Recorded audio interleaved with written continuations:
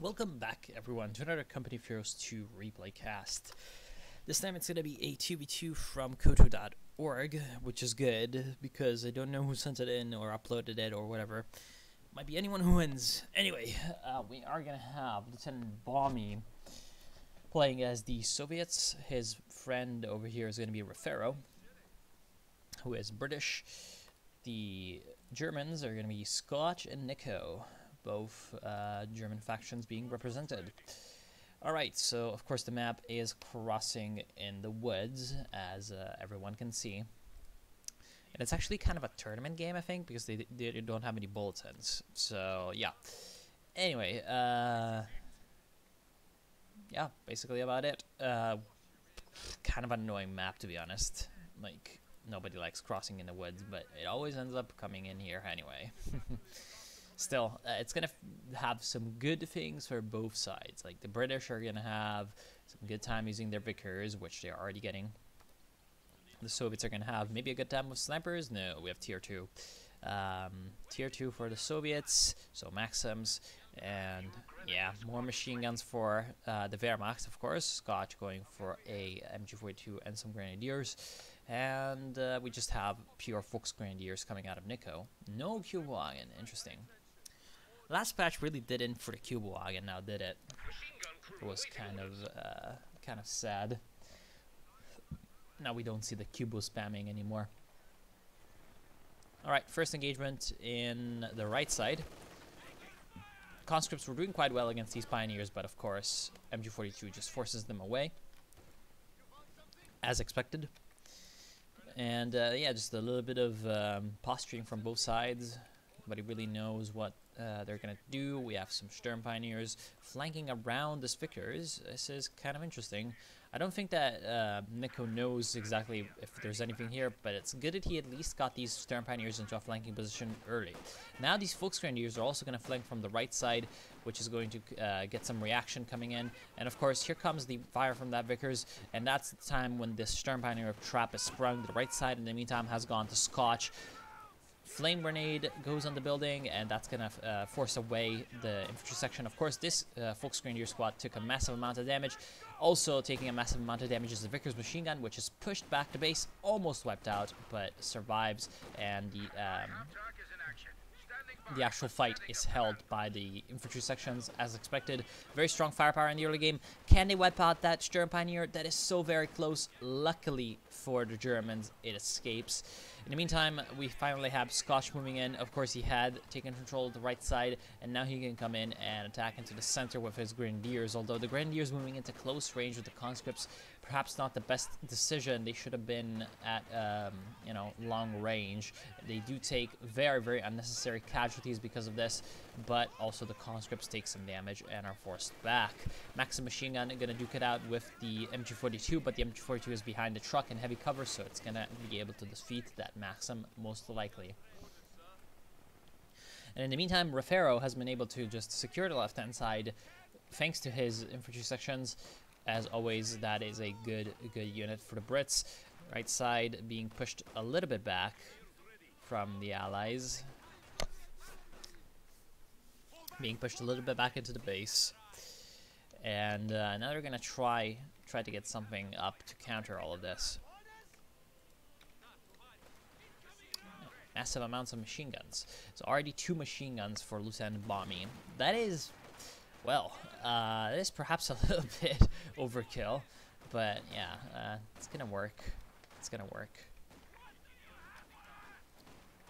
Left-hand side, we have a bit of a fight, a bit of a skirmish. Nico has been having some problems. Of course, OKW versus Brits in the early game is not the easiest thing ever, but he needs to at least continue to keep pressure on the left side. Otherwise, yeah. Otherwise, just the Brits can just pile on their units on the right side and prevent them from doing anything. Yep, forced back, and the Axis are not looking all that good. The Axis are kind of being pushed back on all fronts. Even here, getting just suppressed by the Maxims. Yet more mortar fire falling down on the Maxim machine gun. Not the best place to be if you're a Maxim. And of of course. Refero's infantry section just getting some good fire on the Sturm Pioneer with the help of some conscripts. So the Allies pushing on the left side, they're pushing on the center, despite, you know, was that a rifle grenade or something? No, it was not. That was the mortar. Despite the good mortar fire, they're still getting pushed back. So the Germans actually have a triple cap, despite the fact that they're being pushed back, which is good, of course. But the Allies are going to be able to take at least the right side and the center, turn that around relatively quickly. Of course, these mortars, the Germans are trying to do something about it, but the mortars, I mean, they can't really stop the cap from going on now, can they? Infantry sections and sappers recapturing the left. So the Allies are advancing everywhere. Do we have any particular attacking for the Germans? Well, Scotch has 150 fuel. He hasn't even built a Leichte Mechanized company. He hasn't gotten even the Battle Phase 1, so he cannot build a Leichte Mechanized company. This is, I think, a mistake out of him. He decided to go with the second mortar. So once he has enough manpower, I hope that he's going to get the Battle Phase 1 and start to get some teching out, because the Allies are certainly not going to wait. I mean, Bomby does not have enough resources to go with a tier 3, but the British are going to have that tier 1, and they might want to go with an AC or something. They did get an anti-tank gun just in case the Germans were going for something, and this was indeed a very, very good choice. We have the Lukes coming in from Nico, and that AT gun is going to be instrumental in dealing with that Luke's threat. So if the Allies can keep at it, they can keep pressuring, keep pushing, and using their support weapons to hold the territory that they acquire, they can push the Germans into a very, very bad situation at this point, because, of course, with the Mechanized Regiment headquarters, Nico is going to be essentially giving up on a lot of the map control benefits of the battle headquarters. So that's going to allow the British a little bit more of a leeway onto the left-hand side to just move troops in here and do some good stuff, get some map control. And the Lukes just absolutely wanders straight into the arc of fire of that anti-tank gun and eats a shot right off the bat. So at this point, yep, main gun down. At this point, as you can see, the OKW players' surprise with the Lukes has been completely worthless, and his position is now much weaker. The solution for the Germans seems to be to kind of double team the right side, and also Scotch is doing pretty well on the right side thanks to the help of these mortars. So that's looking pretty good against Lieutenant Bomby, and we also have the cutoff move coming in, but I mean, to be completely honest, the left hand side being British at this point makes sure that this cutoff move isn't really all that important at all, and the Germans really can't hold any territory so close to the Allied base. That is also kind of a problem, I guess you could say, with crossing in the woods. Crossing in the woods is very, very much like it does not have that much distance from the base to the actual front line, so it's relatively hard for people to hold territory close to the enemy base. But somehow, this machine gun was forced away by the Volksgrenadiers, along with the help of the Pioneers. So, as a whole, looks like the Allies are being pushed back at this point. Bit of a back and forth going on. Let's speed it up. Nothing really particularly interesting is going on. Just the Germans using some good flanking maneuvers and their superiority on the right side. Here comes a Stuka barrage? I heard Stuka. No, it wasn't a Stuka. It's just the Lukes coming in. Lukes, which is going to spot the building of the TM-35 mine, of course. Gonna cancel that. And no AT guns coming in from Lieutenant Bomby, despite the fact that he had that tier 2, of course means that the Lukes has relatively free reign when it comes to fighting the Soviet player, Lieutenant Bomby. And yeah, there's also no RPG-43 anti-tank grenades teched, so that's not that good for him. He's completely defenseless against Lukes.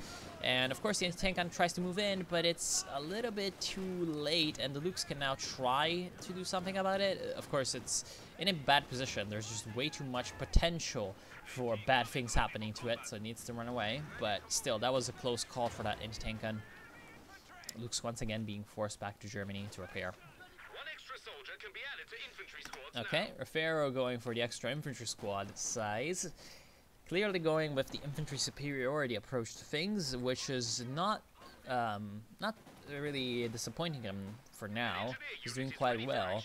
And if you can keep, again, this Vickers machine gun and the anti-tank gun safe from enemy infantry, he's going to be in a good spot against the Lukes and against, of course, just random infantry spam.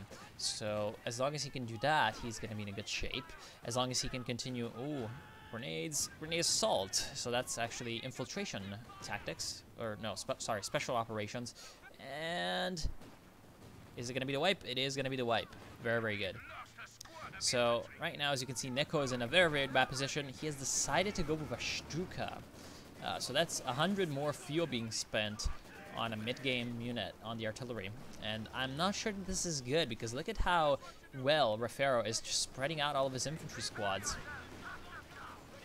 And here comes the Stuka to Schuss barrage on the mortar. Oh, wipes out. Wow, that was actually pretty good. Now he can steal it with the Grenadiers. So first barrage actually being quite useful for the Axis. They get a third mortar on the field. As you can see, Scotch has been just the tier 1 master, and he has gone straight for tier 4. That is not something you see, well, any day of the week. He's gone for the heavy Panzer Corps before anything else. I think this is a mistake. You need Pak 40s, especially on Crossing in the Woods, but I can see why he would have skipped tier 3. Now, going with the heavy Panzer Corps right off the bat allows him to get the Panzerwerfer, but to be honest, he does not need the Panzerwerfer, at least not right now, because of the Stuka zu Schuss. So he might be going for a Brummbär or a Panther. What is it going to be? Well, I mean, at this point into the game, I'd rather have a Brummbär than a Panther, but once the Allied armor starts, you know, showing up, I think that a Panther would not be that bad. Though, the question is, how quickly is Allied armor going to show up? Well, Lieutenant Balmy is getting a Tank Heavy Battalion command, but he has 80 fuel in the bank. So that means that he can either get like an SU-76 out of it or something, or he can immediately go with the Mechanized Armor Compagnia once he has enough manpower, and then have to wait like 4 minutes for a T-34-76.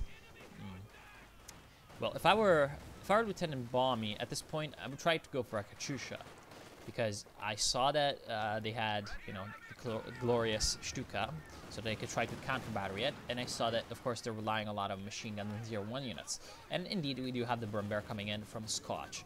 Still, the lack of AT from the Allies is going to be coming in to bite them in the rear. The Germans are relentlessly pushing up on the right side. This is very, very good. They're keeping up the pressure, and they're not allowing Lieutenant Balmy to help his buddy with his support weapons. His buddy is doing well, though. Raffaello has captured the left-hand side fuel, he's captured the VP, and he has actually placed down a 3-inch mortar emplacement, which can cover... Shut up! Which can cover most of the center area and also a couple of the VPs. So that's good. The mortar is going to allow a lot of zone control to the British. And now here comes the Big Brummbär. Big Brummbär does not really care all that much. Takes a nasty hit from that 76mm field gun. Stuka, which was placed on the left. Not the best barrage ever. Not the best barrage ever, but oh well. With the Brummbär being around, the Brummbär took quite a bit of damage, actually. Only one Pioneer squad without Minesweepers. This is not the best position to be in if you have armor. Get the Minesweeper and also get a second Pioneer squad so that you can repair quicker. But the Brummbär is going to really start to show its superiority, actually exploding a mine, and luckily for these guys, throwing the Maxim, not really hitting. That's kind of the problem with the Brummbär. It's very, very RNG reliant. It can absolutely wipe out squads in one shot, or it can do nothing for like a long time because it's gonna miss every shot. So that's kind of the problem, of course, with the Brummbär, that you're gonna need to try to well, in some way resolve, although you can't really resolve RNG now, can you? The best way, of course, is to shoot at units that are standing still, like, for example, machine guns usually standing still. Nice flank. I mean, Nickel has been pretty good about flanking with his infantry, but his problem has been holding territory. He's got 800 manpower in the bank, and that's no doubt playing a part. He should be getting a couple of machine guns at this point, to be honest. That would help very, very greatly against these infantry sections, especially the Boys AT rifle ones without as much anti-infantry firepower. Yeah, he's clearly going for the command panther at this point because he's gone for the mechanized and he has not purchased any other trucks. So at this point, it's clear that he's going for that, and the Allies finally getting a little bit of aggressiveness back into them. They're now pushing in, recapturing the left that was briefly held by the Germans, and they're really going hard on the center from the left-hand side, so nice flank. However, they're having some problems, of course, thanks to the Brummbär, thanks to the artillery, which is not going to do all that much. Is it going to wipe out the AT gun? No, it isn't. But if they can secure this field point, they're in a good spot. Volksgrenadiers now getting upgraded with STG-44s. Again, Nico floating so much manpower is really hurting the German cause right about now. As you can see, like, the difference between the pop caps is actually pretty big. We have 60 plus, so 105-ish. Yeah, 105 for the Allies, whereas the Germans, 77 for Scotch and 45 for Nico. Although it's the same as Lieutenant Bommy. Lieutenant Bommy has been punished very, very thoroughly on the right side for most of this game, so it's kind of more understandable. Brummbär coming into the center, getting a little bit of AT gun to the face, but I mean, heavy armor on this thing is going to prevent too much damage from coming in, and he blows up one guy. Oh look, you did your job. Su-76, of course, has been on the field for a while by Lieutenant Bommy. That can help in countering the Brummbär, but the Su-76 is not using its mobility to its advantage. It's just kind of standing around on the right, delivering light artillery barrages every once in a while, instead of coming into the center and firing on this thing. Panzerwerfer 42 is now on the field. I totally agree with this decision by Scotch. It does rely on RNG probably even more than the Brummbär, but it is not a bad vehicle at all, especially to put pressure against the Allied support weapons, that machine gun, and especially those anti-tank guns. So this is a very, very good choice, I think, by Scotch. And now he might be waiting for a command tank? He has decided to pick the Blitzkrieg doctrine. I'm not too sure about it. I don't think that that's the best idea he's ever had, but it does give him reconnaissance over flight. It does give him especially that Stuka close air support, which is very, very effective against the enemy armor. So with the command panzer, he's also going to be able to support his very, very healthy infantry force. Not the worst decision as a whole, but I would have expected some kind of late game call-in from him, because that's what usually the Germans do. Anyway, Stuka barrage coming in here. Hits, misses.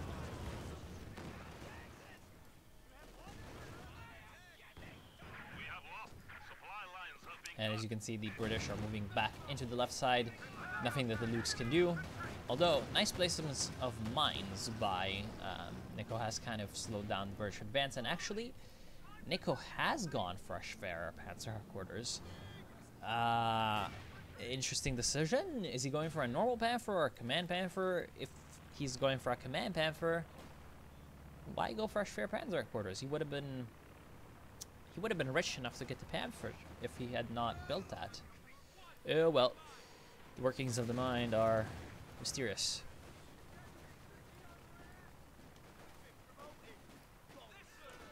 Grenade! Well, he expected that. Well, that was actually kind of effective in making them leave cover though, and now they're suppressed. Right side being finally harassed a little bit by Lieutenant Bommy. That's good. And he's also kind of trying to move into the center to retake this Maxim gun. That's fine. Hey, dajesz swobodu, Maximka pulemiot.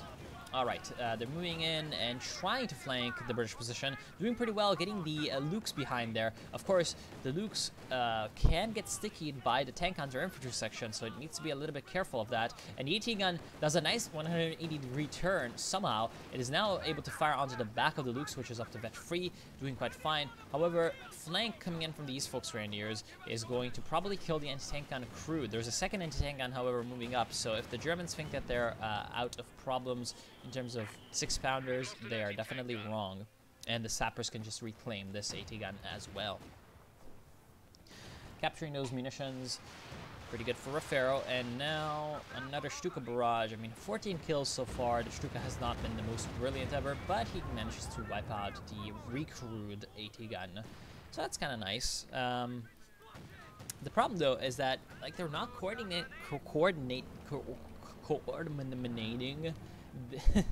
their artillery with their infantry and tank pushes.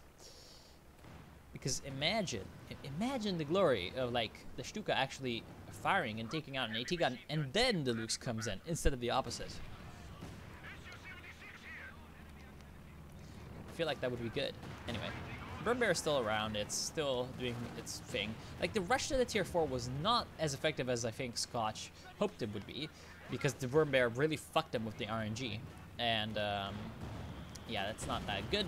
But it's been working. Like, it hasn't worked as well as it could have, but it has worked. And now this anti-tank gun can probably die. Good. Well done by the Burn Bear. Attack moving into the AT gun. That was good. Guards being picked by Balmy. So, mechanized support. That, of course, is going to give him the ISU-152. And the ISU-152 would be very, very strong right about now, considering what the Germans are doing. He went for a P4. That was a convoluted path to a 22-minute Panzer IV for Nico. I'm not sure I agree. Of course, there's also a Cromwell for Raffaello this late into the game. And that kind of gives a little bit more legitimacy to the Panzer IV, I guess you could say. Stupa using the artillery barrage, the bunker-busting barrage, so that he can have a little bit of extra range and fire blindly. Right now, the triple cap is on, so the Germans are really bleeding the Allies heavily, but there's a couple of... Oh no, don't cap the fuel, cap the VP, you're getting triple capped. That is unfortunate. Anyway, after a while, yeah, the resource points are not as valuable as the VPs. Also, how is this not in the cap circle? How is he not in the cap? Like, he's in the cap, dude. Relic! What the fuck? How are they not capping this? This is absurd. Anyway, the Su-76 was trying to get some barrage down on the MG34 to prevent the MG34 from defending the point. As you can see, a couple of MG44s going a long way to help the Germans. Now on the left and the center, they're able to hold against Allied infantry, especially the left-hand side where the British are facing the OKW. That is very, very good. Oh boy, Panzer II Luke's not in the best position ever. Okay, he has to escape.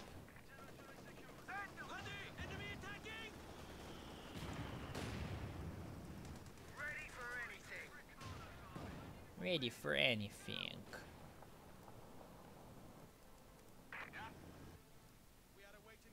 No, he has not capped the VP. Damn it. So Guards Riflemen a little bit incompetent there, I think. And the Allies are down to 174.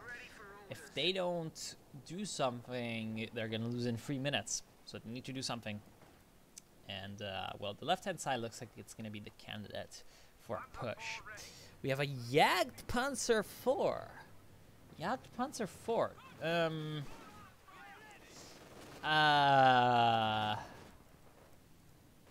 I'm not sure about this. I don't think that this is the best idea at all. Like, your friend has tier 4, he can get Panthers. So I guess his reasoning was that I might as well not get Panthers and get Panzer 4s, tank destroyer. Because it's not like he needs a Jagdpanzer 4 to counter a Cromwell. So, well, I mean, the Cromwell itself is about to die.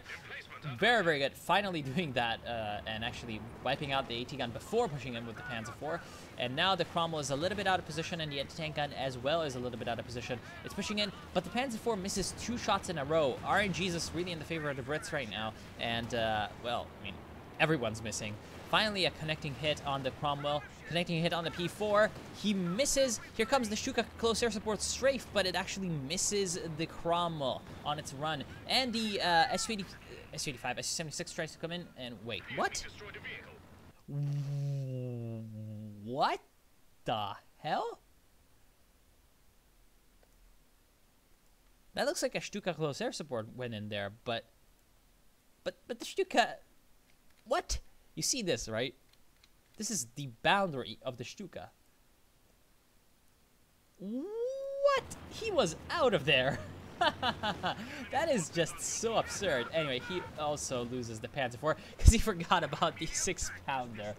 Forgot about the 6-pounder. The 6-pounder had vision on him because of the marked vehicle spotting him. Oh well. So both of those medium tanks falling. And yeah, now there's the Su-152 on the field for Lieutenant Balmy, and that's gonna be strong. Gonna be strong, especially with the HU against the infantry. Oh no, he's going for an anti-tank gun now, and I think this is a mistake from Scotch. He should not be going for an AT gun. He should be going for a Panther, because, of course, I mean, the AT gun, it's fine, it's good, it's very, very strong, got lots of damages, but this thing can outrange the AT gun, and with the HE rounds, it can wipe out the anti-tank gun crew relatively easily. So instead of spending 340 manpower on that Pak 40, 340 is it? 320, sorry, he could have saved up and gotten out a Panther, and the Panther could be used in a flanking maneuver, circle strafing the Su-152. So now the Su-152 can dominate over the center of the map using its HE rounds, and hopefully providing some support. Alright, so we have some SDG, infrared, Obersoldan trying to do something on the left, but doesn't seem like they're having the best of results. I mean, they did wipe out this 6-pounder anti-tank gun, which is not getting destroyed. Throw a grenade! Okay, no! No! Throw a grenade on the AT gun so that you destroy it! Damn it! Pisses me off. Alright, so the Jagdpanzer IV is a little unemployed at this point. It doesn't have anything to shoot at, which is kind of what I was saying. I mean, at this point, if I were Nickel, I would try to get the Jagdpanzer IV to fire on the Su-152 to counter that. I mean, the Jagdpanzer IV can't really do too much against the Su-152, but it would be better than nothing. And so, sending the JP4 to the center might not be the worst idea ever. Because on the left-hand side, it's not doing anything. Like, the British don't have any armor right now, and they're going for the Croc in a bit. Once the Croc is out, then the JP4 is going to be a good little vehicle to counter it, but oh well. 75 points down for the Allies. Nice Stuka barrage, kind of does some damage to support weapons. But with the Su-152 being here, the Allies can just kind of keep this at least neutral most of the time, so not as effective. Here comes a Stuka close air support, and that could be bad. In fact, it's forcing back all of this Soviet armor. Damn, lots of damage coming down. Left-hand side being captured by the Brits, and oh look, the Jagdpanzer IV is just siestaing down in the tree shade. Not really able to do too much. In fact, it's kind of eating Boy's AT rifle to the face.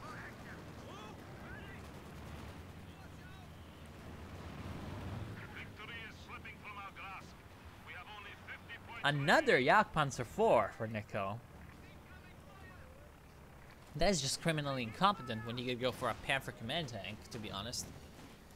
Like, why not go for a Panther command tank if you're going to be getting out another AT unit anyway? Like, the choice at this point for him should be, do I get more anti-infantry to deal with the infantry sections, or do I get more AT to deal with whatever they might be bringing out, or maybe helping out in fighting the Su-152?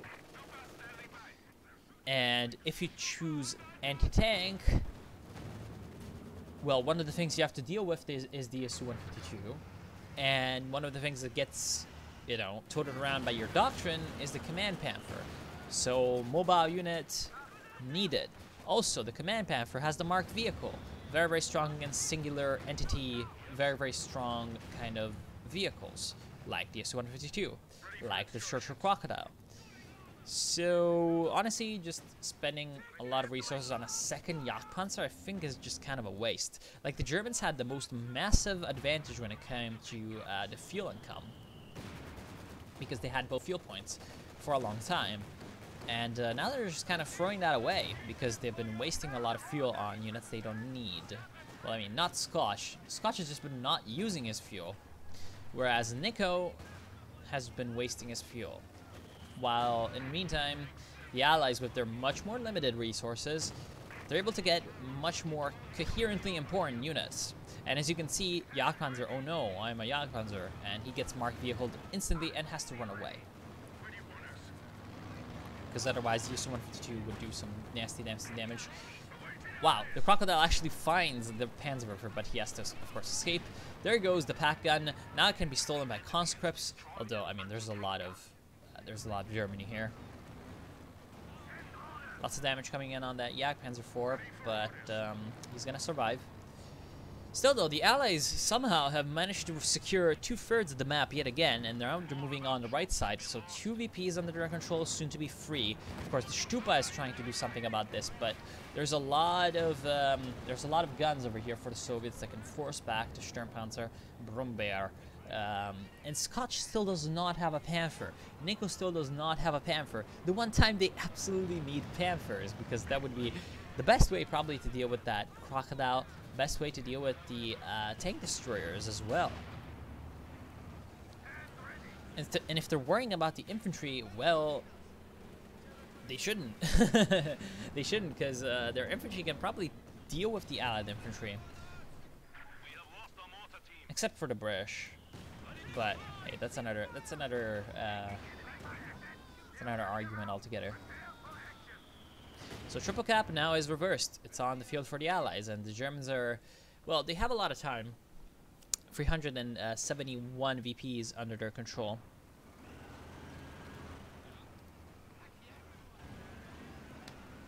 So we're gonna see if they can actually turn this around. They're being kind of boxed into their base, which is of course never good.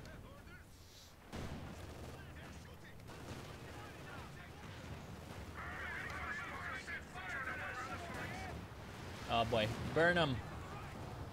That's exactly what the Crocodile is great at. Enemy threatening a capture point. Stuka does something, Panzerwerfer does something else, but this does not change the fundamental fact that with 2 Jagdpanzers, it's not like they can do anything to this infantry. And they're not even moving in their, like, elite Obersoldaten. So, they can't really do too much. And oh, this is a bad position to be a Stupa. If the Soviets were to corner this thing onto the map, or rather onto the map border, there would be nothing that they could do. Thankfully, the Soviets are really lacking when it comes to the repairs right now. So all their vehicles are basically always damaged, and they can't really aggressively push in. Su-152 already up to 17 kills. The Stupa is up to 39 actually, so it's also been doing very, very well. And Scotch still is neglecting to just get any armor. He's been bled out very, very heavily, but he's decided to go with 2 PaK-40 AT guns in the meantime. Again, this is around 640 manpower that could have been used on a Panther. And there's honestly no reason why the Axis would not try to get Panthers, would not try to deal with these Su-152, which is just preventing them from having the center. Here comes the Jagdpanzers. They're pushing in without any infantry support, though. This is a bad decision. Like, they're gonna, of course, do some damage to Isu, but they're also gonna take damage from everything else, essentially. And now they can also get flanked by infantry. With no infantry support, this is pretty bad. They do manage to at least get the kill on this Su-76. Now, however, oh, they might be a little bit too far. The Guards Riflemen do have the button vehicle. Luckily for them, the smoke from the Su-76 was obstructing them. Now they're getting in some damage. Can they get the button vehicle in time? We have a Panzerwerfer barrage on the guards. This is very well done by Scotch, forcing the guards back. And the Jagdpanzers are actually doing very, very good damage to the Churchill Crocodile, along with the help of the Stuka close air support, almost destroying it. One of those Jagdpanzers is forced to retreat. The second Jagdpanzer decides to stay, but he eats a massive damage of, actually a massive slab of damage from both AT guns and the Su-152, and so the engagement is turned around. The Allies briefly were double capped, but now they're able to neutralize the center. And the left side, there was nothing really that was there for the Germans to capture that place. In the center, they're not really capitalizing on their victory all that much because they can't, and oh boy, this could be bad. Good Stuka barrage, up to 57 kills already, but yeah, the Germans are not really capitalizing into the center. And yet again, captured by the Allies. Not the Allies, sorry, the Axis is not capitalizing on the center. Yet again, captured by the Allies, and with Lieutenant Bommy's ISU-152 still being alive, yet another wipe comes in. And the Obersoldaten should not be staying in the line of sight of this nasty 152mm. Luckily for them, the 152mm is distracted by the Stupa, which, I mean, I would have tried to wipe out the Obersoldaten, but that's fine.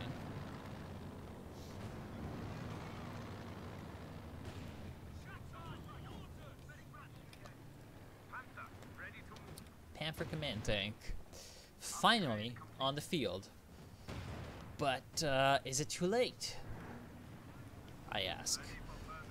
Also the Lukes died at some point. Yes, 25 points remaining, but they're keeping the center.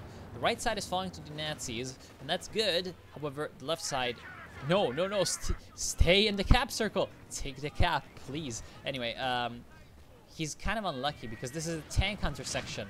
The tank hunter section was trying to come in to get a anti-tank grenade on the Panther command tank, which destroyed the Churchill Crocodile. Oh look, that was so hard to do now, was it? Anyway, unfortunately for the infantry section, he was not low enough to actually eat a damaged engine, and the Stuka barrage was going to kind of annoy the British infantry. However, the right side and the center coming into Allied possession right about now. Look at this troll Maxim. Now the guards are going to try to come in and capture this right side VP. Left side VP falling to the Allies yet again. So despite the victory that Nico managed to acquire by destroying that crocodile, it's not like the whole picture is looking better for the Germans. If they're still not able to deal with the Allied infantry in any way, if they're still not able to deal with the ISU-152 in any way, then they're not going to win. Scotch really not using his fuel is just puzzling. Like, I would rather just leave some of my infantry back at base if I think that reinforcing it is too expensive or something. He's gotten out, oh no, he has used some of his fuel. He's gotten out a Panzer IV command tank. Not the worst decision, surprisingly, because it can work pretty well against the enemy infantry. So it's a good support vehicle. And it's going to support the Axis Grenadiers in facing off against the Guards. It's going to support, just as a whole, the Axis forces in facing off against the Guards and the infantry sections. So it's okay, to be honest. As you can see, it's being used to push up, and it's doing well. Still, though, they have no way of dealing with the ISU-152. Two caps on the left and right, or left and the center. And now the Germans are making a big push with their armor, but no infantry support. Where is the infantry support? Well, some of it was replenishing back at base. Well, if it's replenishing back at base, you don't push up with your lone armor.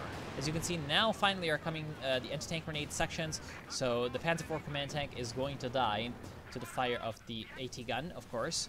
The Stupa is also in big trouble. 50 kills and triple vet are not going to save it if there's a lot of AT fire coming in its way, so it has to escape.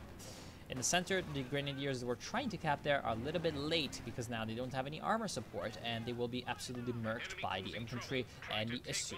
The ISU can also probably just destroy this AT gun if it ever sees it. Although the Germans are capturing the left, and this is actually very, very, very dangerous for the Allies because, well, they're coming in and trying to capture the right, but they have 11 VPs left. So even if they have just a single cap, if the Germans just have 2 VPs as opposed to you know, 2 VPs with the Allies having 1, then they can deal with 11 VPs in 33 seconds. 33 seconds. That is basically half a minute. That is not a lot of time. So, yeah, the timer is essentially ticking for our good Allied players. But they're recapturing the right. They do suffer a little bit of VP bleed. They're down to 8, but they do neutralize the right side. So no more VP bleed. And the left side, also thanks to the help of this Vickers, is going to be captured by some Royal Engineers. Raffaello might also be waiting for a second Operation Crocodile. And that's going to Yeah, it's gonna need a lot more manpower, but he's nearly there on the field. Lieutenant Bommy's Isu-152 has been just working overtime. Always, as you can see, these vehicles from Lieutenant Bommy have been moving in without full HP. That is usually not the best idea ever, but Lieutenant Bommy has been forced to do this, and it's been working with for him, because otherwise, if he hadn't had these vehicles in crucial positions in some of these engagements, probably at this point he would not even have these 8 VPs left, because the Germans would have had more chances of actually capturing them. Left side also being recaptured by the Allies. Stuka Barrage temporarily halts that, but once that is over, the Allies are capturing here. In the center, they're trying to move in, but a vet-free Maxim is going to stop them, most likely. Also moving in infantry into the cap circle to prevent the cap from actually happening. Here comes the Stuka Close Air Support, along with the Command Panthers marked vehicle, trying to deal with the Isu-152, but it's not enough. And the Germans, though, even though they've been able to force back the Isu-152... no, that was inside, okay. I was like, wait, he's getting fired at by the Stuka once again when he's out. Anyway, no, it was not the case. Like, with the Isu-152 being forced back and very, very low on HP, this is an opportunity for the Germans to move into the center. It's as good as dead if it's not firing. But, you need not to waste this opportunity. Stupa moves in the center and is able to clear off the infantry. Good. So the Axis can move in and advance. The Stupa, though, is making a mistake, and instead of being an overwatch over here, try to keep the center VP free from enemy units and just be an overwatch tool. He's moving in and attacking, which is probably not the best idea. The right side is still allied. The left side is being captured by the Germans, along with the help of that Stuka. This is not looking good for this British player. Raffaello had all of his infantry forced away. So at this point, I would say that this is going to go to the Germans. But no one's capturing the middle, and actually the PaK-40 AT gun could have tried to move in, but it's moving back. Come on, move into the center VP. You need the center VP right about now. You need the center VP because the Allies are so low on VPs. Raffaello is actually just in desperation buying tank hunter infantry sections because they're instant deploy and they're infantry, so they can be good at capturing points and all of that. Can the Axis capture the center? Can the Axis hold the left? Well, I mean, the Isu-152 is still back at base 3 and replenishing. It should probably come back around into the center and fire and help the Allied push to at least secure the center. We do have a double cap once again. The Obersoldaten are doing very well, and the Brummbär is finally getting some good results in. Well, it's been getting good results in this entire time before it dies. However, it's done its duty. There's no more Allied infantry here, and the Allies are down to 5 points. That is going to be 12 seconds, 9 seconds, 6 seconds, 5, 4, 3, 2, 1, and that is the GG. Very, very well done by the Axis, keeping control of those VPs. Just at the last possible second, really the Stuka being a big MVP, the Obersoldaten spam at the end being a big MVP, Nico finally using his manpower, and Scotch's Grenadiers also carrying the day on the right with the Stupa. While, as a whole, I would say that, like, the Germans had a worse kind of build order. Well, not just build order, just in general, they built the wrong units at the wrong time most of the time. They were just able to use them very, very well. Now, in the end, I would say that what really drove the Germans to victory here was the combination of their good usage of artillery and the fact that in the end, like, they were able to get that command Panther out and destroyed the Churchill Crocodile. Because if the Allies had had the Churchill Crocodile around for these last few engagements, the Crocodile would have been such a menace because there was really nothing left that could have countered it except, you know, that command Panther. But with these kind of mosh pit engagements where everything is there, it's not like the command Panther can really get some, you know, good alone time with the Crocodile, which is what it needs and what it got down here in the seclusion of the woods. So that was very, very unfortunate. And I think I think. I'm not sure. That Scotch's Brum Bear also really provided a lot of utility. So yeah, that's about it. I want to thank you all for watching. I hope you've enjoyed, and I will see you soon. Have a nice day.